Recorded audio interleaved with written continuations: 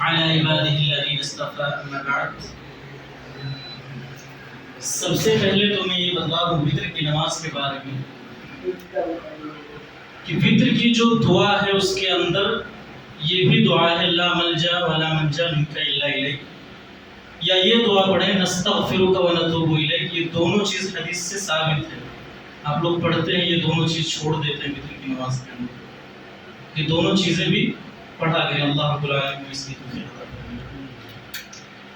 اس کے بعد آج انشاءاللہ 5ویں پارے کا مختصر سا خلاصہ پیش کیا جائے گا. 5ویں پارے میں جو سورت ہے وہ سورۃ النساء ہے، اور نساء کے مطلب جانتے ہیں کیا ہوتا ہے؟ عورت. تو ان کے سلسلے میں کچھ باتیں انشاءاللہ آج پیش کی جائیں گی. سب سے پہلے اللہ رب العالمین نے محرمات کا تذکرہ کیا اور یہ بیان فرمایا کہ سات ایسی عورتیں ہیں نسب کے اندر جو حرام قرار دی گئی ہیں. جیسے مثال کے طور پر کوئی آدمی ہے، اس کی صحیح بہن ہے تو وہ حرام ہے اس کے اوپر، وہ اس سے شادی نہیں کر سکتا ہے. تو 7 رشتے اللہ رب العالمین نے نسبی حرام کیے، اور 7 رشتے جو رضاعت کی وجہ سے اللہ رب العالمین نے حرام کیے. مثال کے طور پر کوئی عورت ہے، اس سے ایک لڑکا ایک لڑکی اس عورت کا دودھ پیتے ہیں تو وہ دونوں آپس میں ایک دوسرے پر حرام ہو گئے. اب وہ لڑکا اس لڑکی سے شادی نہیں کر سکتا ہے. لہذا جو رشتے نسب سے حرام ہوئے وہی رشتے رضاعت سے بھی حرام ہو جاتے ہیں. اور 4 ایسے رشتے ہیں جو سسرالی رشتے سے اللہ رب العالمین نے حرام قرار دیا. تو 7 اور 7 14 اور 4 18، یہ 18 رشتے اللہ رب العالمین نے حرام قرار دیے. اسی طریقے سے اگر کوئی آدمی اس کی بیوی ہے تو بیوی کو اور اس کی بہن کو ایک ساتھ اپنی زوجیت میں نہیں رکھ سکتا، اپنی شادی کر کے نہیں دلا سکتا. بیوی کو اور اس کے بھانجی اور بھتیجی کو بھی شادی کر کے ایک ساتھ نہیں رکھ سکتا ہے. اور اللہ رب العالمین نے فرمایا والمحصنات من النساء، وہ عورت بھی حرام ہے جو کسی کی زوجیت میں ہو، کسی کے نکاح میں ہو. جب تک وہ عورت کسی دوسرے کے نکاح میں ہے وہ آپ کے اوپر حلال نہیں ہے، آپ اس سے شادی نہیں کر سکتے. یہ چیز ہے. اور اس کے بعد اللہ رب العالمین نے فرمایا والمحصنات من النساء. حسن کہتے ہیں قلعے کو، ہا صاد نون، اس کے معنی قلعے کے ہیں. یعنی اگر کوئی عورت شادی کر لیتی ہے تو وہ ایک قلعے کے اندر ہو جاتی ہے. جب تک وہ شادی نہیں کرتی وہ قلعے سے باہر ہے. جب شادی کر لی ہے تو وہ قلعے کے اندر محفوظ ہو گئی ہے. آدمی اب اس کی حفاظت کی ذمہ اس کے شوہر کے اوپر ہے. اس کے نان و نفقے کی ذمہ داری، اس کے سکنا کی، اس کے کپڑے کی، اور جو ضروریات ہیں اس کی ذمہ داری اس کے شوہر پر ہے. لہذا ہمیں چاہیے کہ جو بچے ابھی تک غیر شادی شدہ ہیں، چاہے وہ لڑکے ہوں یا لڑکیاں، ان کی جلد سے جلد شادی کرائی جائے تاکہ وہ محفوظ ہو جائیں. لیکن آج ہم اس طرف سوچتے کہاں؟ آج ہم تو سب سے زیادہ یہ سوچتے ہیں کہ گھوڑے اور جوڑے کے سلسلے میں سوچتے ہیں کہ کہاں سے اس کا انتظام ہو جائے. بڑے بڑے شادی حال کے انتظام میں ہم لگے رہتے ہیں، اور یہ ہم سوچتے ہیں کہ لڑکے والے کو کیسے لڑکی والوں کو گھٹنے پر ٹکایا جائے. یہ ساری چیزیں ہم سوچتے ہیں. اللہ تبارک و تعالیٰ نے ان ساری چیزوں سے منع کیا اور کہا کہ اگر لڑکی ہے اور وہ نیک ہے، اگر وہ گھر چلانے پر قادر ہے تو آپ اس سے نکاح کر کے اس کو گھر کے اندر لے آئیں. یہ ہے محصنہ کا مطلب. اور اس کے بعد اللہ رب العالمین نے شادی کے شرائط کو بیان کیا. وہ کون سی چیزیں ہیں جو شادی کے اندر ضروری ہیں؟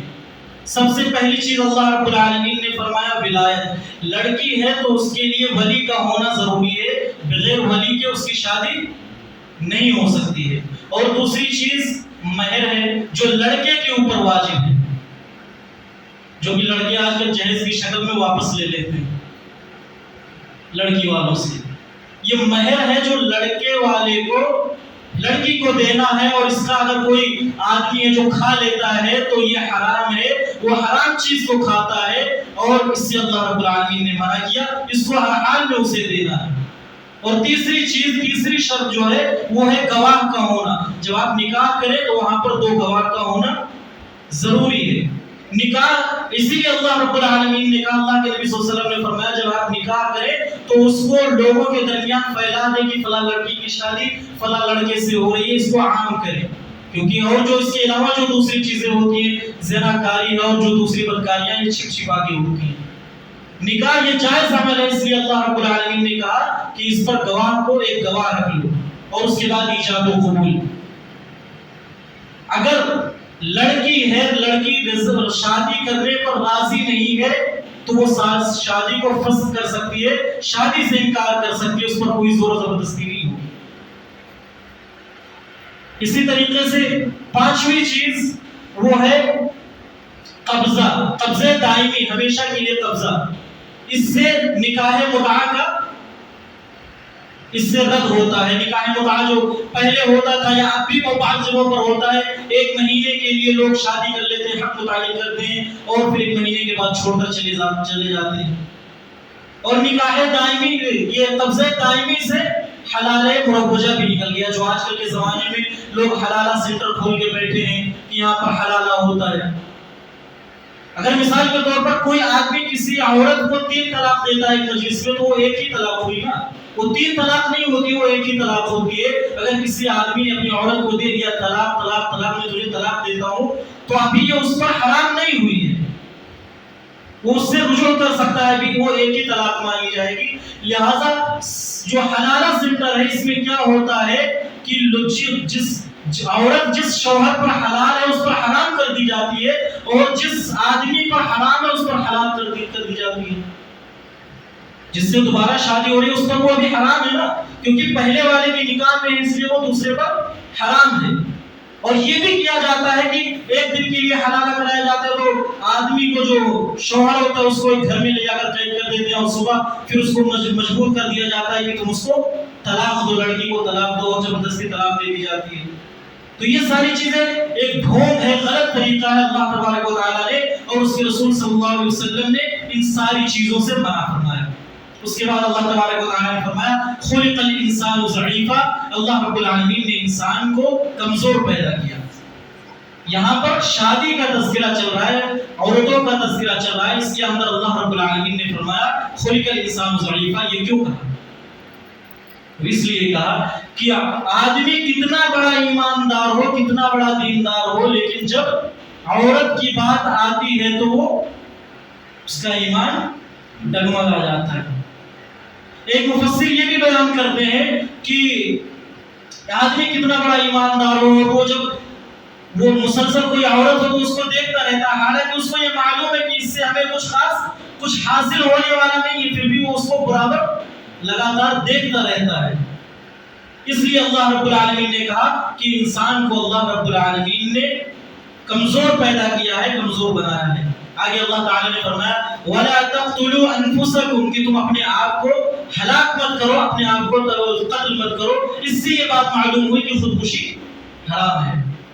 یہاں پر ایک نقطہ یہ بھی بیان کیا گیا کہ شادی کے مسئلے کے اندر یہ اللہ تعالی نے فرمایا وَلَا تَقْتُلُوا أَوْلَادَكُمْ، کہ بعض دفعہ ایسے ہوتی ہے کہ عورت جو ہوتی ہے آدمی کو ٹینشن دے دیتی ہے، عورت تو آدمی جا کر خودکشی کر لیتا ہے. یا ایک نقطہ یہ بیان کیا گیا کہ بعض جگہ پر شادی ہوتی ہے، لڑکی والے کمزور ہوتے ہیں، جہیز نہیں دے پاتے ہیں، اب گھر والے لڑکے کے کیا کریں گے، لڑکی کو قتل کر دیں گے اور اس کو لڑکے کی کہیں دوسری جگہ پر شادی کرا دیں گے. تو ان ساری چیزوں سے اللہ تعالیٰ نے منع فرمایا اور کہا وَلَا تَقْتُلُوا أَنفُسَكُمْ، اپنے آپ کو قتل مت کرو. اس کے بعد اللہ رب العالمین نے فرمایا ان تجتنبوا کبائر ما تنہون عنہ، کوئی آیت فرمائی کہ اگر تم بڑے گناہوں سے بچتے ہو تو اللہ تبارک و تعالیٰ بڑے گناہوں کے بچنے کی وجہ سے چھوٹے چھوٹے گناہ تمہارے معاف فرما دے گا، تمہارے چھوٹے گناہوں کو ختم کر دے گا. اب سوال یہ پیدا ہوتا ہے کہ چھوٹے بڑے گناہ کیا ہے، کیسے ہم پتہ لگائیں کہ بڑے گناہ کون سے ہیں؟ تو اس کے 3 طریقے ہیں کہ بڑے گناہ پہچانے جانے کے 3 طریقے. سب سے پہلی چیز یہ کہ اگر اللہ تعالیٰ نے فرمایا، یہ پہلی چیز وعید ہے. کسی چیز کے بارے میں، کسی گناہ کے بارے میں قرآن اور حدیث کے اندر اگر وعید آئی ہے تو سمجھ لیجیے وہ بڑا گناہ ہے. مثال کے طور پر یہ وراثت کا مسئلہ ہے، وراثت کا مسئلہ بیان کرنے کے بعد اللہ رب العالمین نے وعید دی کہ اگر کوئی اس پر عمل نہیں کرتا ہے تو اسے ہم جہنم کے اندر داخل کریں گے اور یہ بہت ہی دردناک اور گھٹیا عذاب ہے. تو یہ وعید اللہ تعالیٰ کی طرف سے، لہٰذا یہ بڑا گناہ ہے. اور دوسری چیز وہ جس پر کوئی حد متعین ہو، مثال کے طور پر چوری ہے، زنا کاری ہے، اس پر اللہ تبارک و تعالیٰ نے حد متعین کر دی، لہٰذا یہ بڑے گناہ کے اندر شامل ہے. اور اسی طریقے سے تیسری چیز جو اللہ تبارک و تعالیٰ نے بیان فرمائی وہ لعنت ہے، کہ اللہ اگر کوئی ایسا گناہ جس پر اللہ تبارک و تعالیٰ کی لعنت ہو، اس کے انبیاء کی اور اس کے فرشتوں کی لعنت ہو، سمجھ لیجیے وہ بڑا گناہ ہے. مثال کے طور پر جیسے میں نے پہلے بیان کیا تھا کہ علم کو چھپانا، کتمان علم، حق بات کو چھپانا، اس پر اللہ کی لعنت ہوتی ہے، اس کے رسولوں کی لعنت ہوتی ہے، لہٰذا یہ بڑے گناہوں میں شامل ہے. تو اگر ان تینوں چیزوں سے کوئی گناہ خالی ہے تو سمجھ لیجیے وہ چھوٹے گناہ ہے. اور اگر آپ بڑے گناہوں سے بچتے ہیں تو اللہ رب العالمین چھوٹے گناہوں کو معاف فرما دے گا. اس کے بعد پھر اللہ رب العالمین عورتوں کا تذکرہ کرتا ہے کہ عورتیں جو ہیں وہ دو طریقے کی ہوتی ہیں. سب سے پہلی عورت فرما بردار اور دوسری نافرمان عورت ہے. فرما بردار عورتیں کون ہوتی ہیں؟ فرما بردار عورتیں وہ ہیں جو اللہ رب العالمین کی اطاعت کرے، اپنے شوہر کی اطاعت کرے، اور جب ان کا شوہر ان کے گھر پہ نہ ہو تو وہ اپنی عزت کی، اپنے پاک دامنی کا خیال رکھے، اور جو پرائیویٹ باتیں ہیں ان کو اپنے دوستوں اور سہیلیوں کے درمیان بیان نہ کرے. اور بدکاروں اور جو نافرمان عورتیں ہیں ان کے بارے میں اللہ تبارک و تعالیٰ نے کہا نشوز، نشزہ کہتے ہیں سر چڑھی عورت. وہ عورتیں جو سر چڑھی ہوتی ہیں، بات بات پر غصہ کریں گی، شوہروں سے لڑیں گی، ایسی عورتوں کو اللہ تبارک و تعالیٰ نے نافرمان کہا. اور کہا کہ ان کو ٹھیک کیسے کیا جائے، تو تین طریقہ اس کے لیے بیان کیا. سب سے پہلا طریقہ کہ آپ انہیں سمجھائیں، اگر سمجھ جاتی ہیں تو ٹھیک ہے، ورنہ ان کا بستر الگ کر دیں. آپ انہیں کسی دوسرے کمرے میں لے جا کر بند کر دیں، آپ دوسری جگہ سو جائیں، ان کا بستر الگ کر دیں. اس سے بھی بات نہیں بن رہی ہے تو آپ انہیں مارے، لیکن ایسی مار ہو جو توڑ پھوڑ جس کے اندر نہ ہو، جس سے ان کا جسم کوئی ٹوٹے اور نہ ہی کوئی حصہ جسم کا ٹوٹے. ایسی مار ان کو مارو. حضرت عبداللہ ابن عباس رضی اللہ تعالیٰ عنہ سے پوچھا گیا کہ کیسے مارا جائے، تو حضرت عبداللہ ابن عباس نے کہا مسواک کے ذریعے سے مارا جائے. بتائیے مسواک سے کتنی چوٹ لگ سکتی ہے عورت، یا کسی کو بھی مسواک سے کتنی چوٹ لگے گی. لہذا اس زمانے میں مارنا کتنی بڑی بات سمجھی جاتی تھی کہ اگر عورت کو مارنا ہو، یا عورتیں اس زمانے میں کتنی اچھی رہتی تھی کہ ان کو مارنے کی ضرورت بھی نہیں پڑتی تھی. اگر مارنا ہو تو مسواک کے ذریعے سے مارو تاکہ وہ اپنی اصلاح کر لیں. اگر اصلاح کر لیتے ہیں تو ان کے پیچھے مت پڑو، ان کو چھوڑ دو. لیکن اگر اس سے بھی بات نہ بنے تو اللہ تعالیٰ نے فرمایا کہ فحکم من اہلہ وحکم من اہلہا، کہ آدمی کے گھر سے ایک حکم متعین کرو اور عورت کے گھر سے ایک حکم متعین کرو. اللہ تعالیٰ نے کسی باہر سے حکم لانے کی بات نہیں کی، بلکہ آدمی کے شوہر کے گھر سے بھی ایک حکم ہو اور عورت کے گھر والوں کی طرف سے ایک حکم ہو. یہ بات کیوں کہی؟ یہ بات اس لیے کہی کیونکہ جو گھر والے ہوں گے وہ جانتے ہیں کہ ہمارے بیٹے کا یا بیٹی کا اخلاق اور اس کا کیریکٹر، اس کا چال چلن یا اس کی تہذیب تربیت کیسی ہے، وہ جانتے ہیں یہ ساری چیز. لہٰذا وہ اسی مطابق بیٹھیں گے جب دونوں لوگ تو فیصلہ کریں گے. اگر اصلاح کی بات آتی ہے تو اصلاح کر لیں، ورنہ پھر دونوں آپ وہاں سے الگ الگ ہو جائیں. یہ اللہ رب العالمین نے طریقہ بیان کیا. اس کے بعد اللہ رب العالمین تیمم کا طریقہ بیان کرتا ہے کہ اگر آپ کو کہیں پانی نہ ملے، نماز کا وقت ہو گیا تو آپ تیمم کریں. تیمم کا طریقہ کیا؟ حدیث کے اندر آتا ہے کہ آپ مٹی پر ہاتھ کو ماریں اور اس کے بعد اس کو پھونک دیں. حدیث کے اندر آتا ہے اس کے اندر ہاتھ پہ پھونک ماریں اور اس کو چہرے پر مسل لیں. اس کے بعد بائیں ہاتھ کو دائیں ہاتھ کی پشت پر ایسے پھیرے اور پھر داہنے ہاتھ کو بائیں ہاتھ کے پشت پر پھیرے. یہ تیمم ہو گیا. اسلام بہت ہی آسان اور دین فطرت ہے، لہذا ہر معاملے میں آسانی کرتا ہے. یہ حدث سے صغیر ہے، لیکن اگر انسان جنبی ہے، نہانے کی ضرورت ہے، وہاں پر بھی اگر اس کو پانی نہیں ملتی ہے تو پھر وہ کیا کرے؟ وہاں پر بھی اللہ تبارک و تعالیٰ نے فرمایا، اللہ کے نبی صلی اللہ علیہ وسلم نے فرمایا کہ وہاں پر بھی وہ तयम्मुम कर ले, इसी तरीके से तयम्मुम कर ले और नमाज का वक्त है तो नमाज पढ़ ले। लेकिन अगर जैसे ही उसको पानी मिल जाती है तो फिर वो उससे पानी के जरिए से पाकी हासिल करे। अगर पानी मिल गया तो फिर आगे उसको नमाज, उसकी नमाज नहीं होती है। उसके बाद फिर कसर का मसला है। कसर का मसला अल्लाह रब्बुल आलमीन ने कुरान में बयान किया कि कसर कब कर सकते हैं। तो सवाल ये है कि कसर कब और कहाँ कर सकते हैं। तो आप अगर अपनी बस्ती से या गांव से जब बाहर निकलते हैं, आपका जो बस्ती है, गांव है, उसका जो हद है, उस हद से जब आप बाहर निकले तो बाज लोगों का कहना है कि वहां से आप कसर करना शुरू कर दें। मिसाल के तौर पर आप अपने गांव से बाहर निकले, अब वहां पर नमाज का वक्त हो गया, अजान आने लगी, गांव की अजान की आवाज आपके कान में पड़ी, आप वहां पर कसर करेंगे। और कसर सिर्फ 4 रकात वाली नमाज में है। 3 वाले को आप 3 ही रकात पढ़ेंगे, 2 वाली नमाज को आप 2 ही रकात करके पढ़ेंगे। 4 रकात की जो नमाज है उसके अंदर कसर करके आप 2 रकात नमाज पढ़ेंगे। और फिर ये सवाल उठता है कि कितने किलोमीटर जाने के बाद कसर किया जाए। तो कुछ लोग कहते हैं कि 24 किलोमीटर दूर जाने के बाद कसर आदमी कर सकता है। लेकिन इब्न उसैमीन और इब्न तैमिया रहमतुल्लाह अलैह बयान करते हैं कि उर्फ के अंदर जिसको सफर कहा जाए, इसमें किलोमीटर की कोई तायीन ना की जाए, मुसाफर की कोई तायीन ना की जाए। और उर्फ में सफर किसको कहते हैं उसको इख्तियार किया जाएगा और उसका एतबार किया जाएगा। जिसको उर्फ में सफर कहते हैं उस पर अगर आदमी जाता है तो वो कसर कर सकता है। और अब सवाल ये है कि कितने दिन तक आदमी रुके तो कसर कर सकता है। मिसाल के तौर पर हम लोग गांव से यहाँ आ गए, अब यहाँ पर हम कारोबार करते हैं, अब हमें कब कैसे है कि हमें कसर करना चाहिए।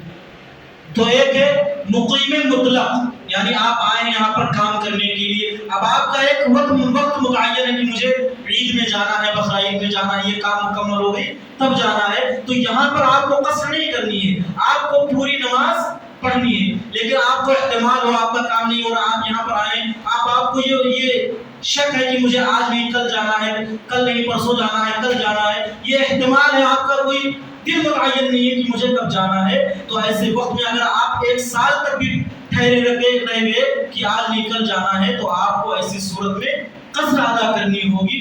आप अगर चाहें तो कसर अदा कर सकते हैं। उसके बाद आखिरी बात, अल्लाह तबारक व तआला ने फरमाया कि नेक अमल किसको कहते हैं। अल्लाह ताला ने बहुत सारे मकाम पे फरमाया ना, इल्लल्लज़ीना आमनू व अमिलुस सालिहात, नेक अमाल कहते किसको हैं।